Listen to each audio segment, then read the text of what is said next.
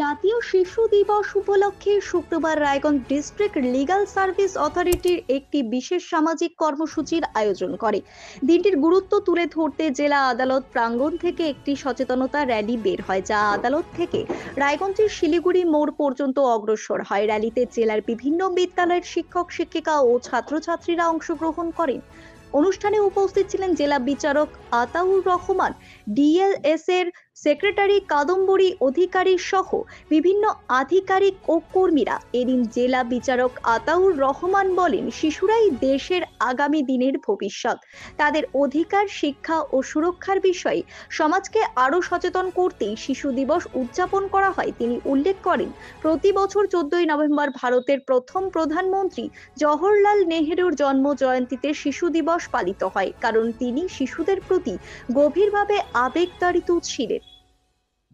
আজ শিশু দিবস, সেই উদ্দেশ্যে আমরা সকলেই সমবেত হয়েছি। আমরা পদযাত্রা করব। আমরা মানুষের কাছে সেই বার্তা দিতে চাই যে আগামীর ভারতবর্ষ গঠন করতে গেলে শিশুদেরকে সুরক্ষিত করতে হবে। যদি কোনো জাতির শিশু সুরক্ষিত না থাকে, তাদের ভবিষ্যৎ যদি নিশ্চিত না থাকে, তাহলে কখনো জাতি সুসংগঠিত হতে পারে না।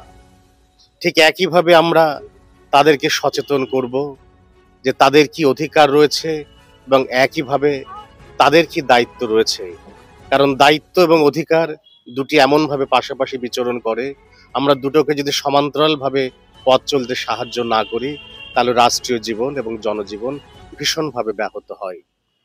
তাই আজকের এই শিশু দিবসে, এটা যেমন পণ্ডিত জওহরলাল নেহেরুর জন্মদিন, আমরা ভীষণভাবে সম্মান করি। একইভাবে শিশুদেরকে নিয়ে যারা ভীষণ চিন্তা করেছিলেন, তাদের কাব্য সাহিত্যের মধ্য দিয়ে কিশোর কবি সুকান্ত ভট্টাচার্য এবং গোলাম মোস্তফা, যিনি বলেছিলেন সকল শিশুর মধ্যেই তার সন্তান লুকিয়ে রয়েছে, অর্থাৎ আগামীর ভবিষ্যৎ লুকিয়ে রয়েছে। আবার সুকান্ত ভট্টাচার্যের মতো মানুষেরা যারা অঙ্গীকারবদ্ধ মুষ্টিবদ্ধ হাত দিয়ে আগামীর সম্ভাবনাকে জাগিয়ে তোলবার প্রতিশ্রুতি দিয়েছিলেন, অঙ্গীকার করেছিলেন, সেই সমস্ত বিষয়গুলো আমাদের নতুন প্রজন্মের কাছে, শিশুদের কাছে, ছাত্রছাত্রীদের কাছে এবং তাদের অভিভাবকদের কাছে তুলে ধরা। আপনার জীবনের সমস্ত প্রতিকূল পরিস্থিতির অবসান ঘটাতে আজই আসুন স্বর্গীয় জ্যোতিষ গবেষক ও তন্ত্র সাধক অলোক কর্মকারের সুযোগ্য পুত্র ও একমাত্র শিষ্য সঞ্জয়ের কাছে, যিনি আসাম বঙ্গীয় জ্যোতিষ ও তন্ত্র সোসাইটি দ্বারা জ্যোতিষ রত্ন উপাধিতে সম্মানিত। তাই আজই আসুন বংশানুক্রমিক ও সুদক্ষ জ্যোতিষ প্রতিষ্ঠানে। চেষ্টা নেশা মুক্তি ও পুনর্বাসন কেন্দ্র। এখানে যে কোনো রকমের নেশা ও মানসিক রোগের সঠিক চিকিৎসা করা হয়। আমাদের রয়েছে ডক্টর চেকআপ, কাউন্সেলিং, ফুড, বিভিন্ন রকম সেশন ও ক্লাসেস। এছাড়াও রয়েছে স্পেশাল ভিআইপি ও এসি কেবিনের সুব্যবস্থা।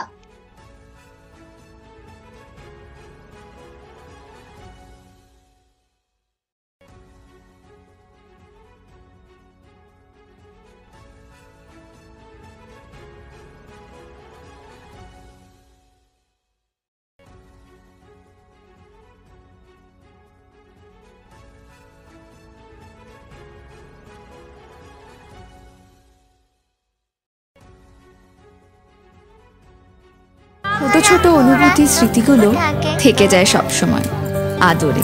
কুকু কুকু, কিরে হলো? আসছি। লকডাউন সময় তো হয়ে এলো। কিছু স্মৃতির ভাজেই তোলা থাকে শুভারম্ভে প্রাপ্তি।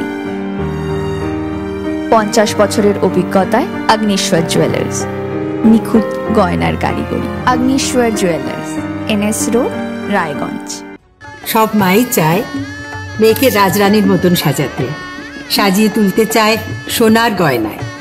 তাই আমি বলছি, মেয়ের বিয়ের গয়না কিনুন ওরিয়েন্টে, ওরিয়েন্ট জুয়েলার্স, সোনা যা সর্বক্ষণের। নর্থ বেঙ্গলের সেরা সুপার স্পেশালিটি হাসপাতাল জীবনরেখা, অভিজ্ঞ ডাক্তার, আধুনিক lab, 24x7 emergency services, neurology, cardiology, orthopaedics, gastro, দন্ত ও চোখের চিকিৎসা একসাথে, আইসিইউ, এনআইসিইউ এবং এনএবিএল অ্যাক্রেডিটেড প্যাথোলজি ল্যাব। জীবন রেখা হসপিটাল। আপনার জরুরি মুহূর্তে অ্যাম্বুলেন্স পৌঁছবে ঠিক সময়ে। কল করুন 8373066655। Wait. So this was your wedding look. Oh my god, Tammy, you look pretty. Dhaka থেকে যখন আইছিলাম এ হগল আমার মা আমারে পরাইয়া দিছিল।